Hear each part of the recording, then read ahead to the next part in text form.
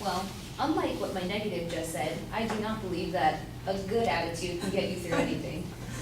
The suffering of patients at the end of life can be great. This includes the suffering caused by somatic symptoms such as pain and nausea, and in certain clinical situations, some aspects of suffering cannot be satisfactorily controlled with standard pharmaceutical or surgical intervention, or a good attitude. And also, the negatives fail to mention is that, yes, physicians have the right to, are obligated to keep their patients alive. But physicians also have an obligation to relieve the pain and suffering and promote the dignity of the dying patients in their care. The principle of the patient body integrity requires that physicians must respect patients' competent decisions, for example, to forego their life-sustaining treatments. Based on a recent study taken by Northwestern University, 57% of physicians practicing medicine today have received a request for physician-assisted suicide in some form. I would like to bring up a story brought by ABC, and it is a girl named Brittany Maynard. She suffered increasingly frequent and long seizures, and this was due to her brain cancer. And she also frequently had severe head and neck pain and stroke-like symptoms. As the symptoms grew more severe, she chose to abbreviate the dying process by taking the aid in dying medication that she received months ago.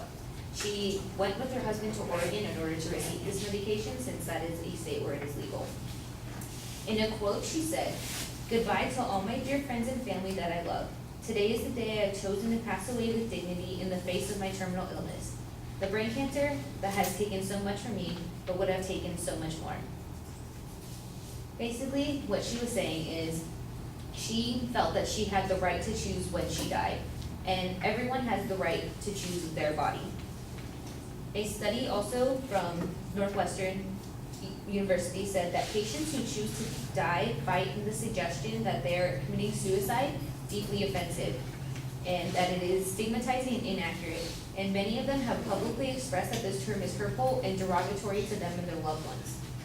In a quote from Compassion and Choices, a woman named Louise Schaefer, who has a terminal illness, said, "All I am asking for is to have some choice over how I die. Portraying me as suicidal is disrespectful and hurtful to me and my loved ones. It adds insult to injury by dismissing that I have already endured the failed attempts for a cure.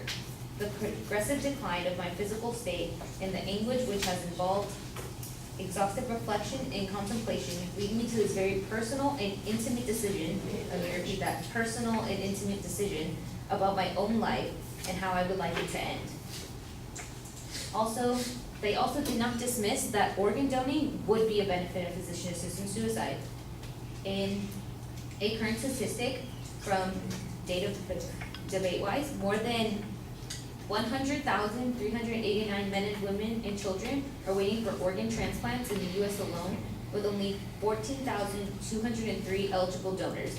So physician-assisted suicide would be effective and would alleviate, or it would be an ethical avenue to decrease the vast need for organs.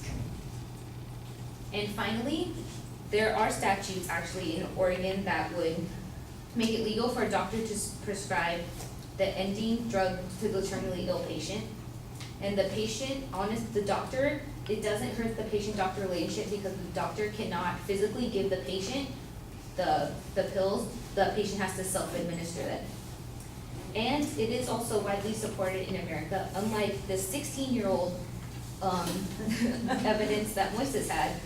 3 out of 4 Americans, or 74%, after Brittany Maynard's utilized Oregon's Death with Dignity Act, agreed that individuals who are terminally ill and in great pain have no chance for recovery, have the right to choose to end their own life, and support the position for physicians in suicide. And that was true for Colorado and Hawaii and California as well. In conclusion, it is the patient's choice and it is their quality of life that should be considered and left up to them, because in the end, they are the ones enduring the suffering.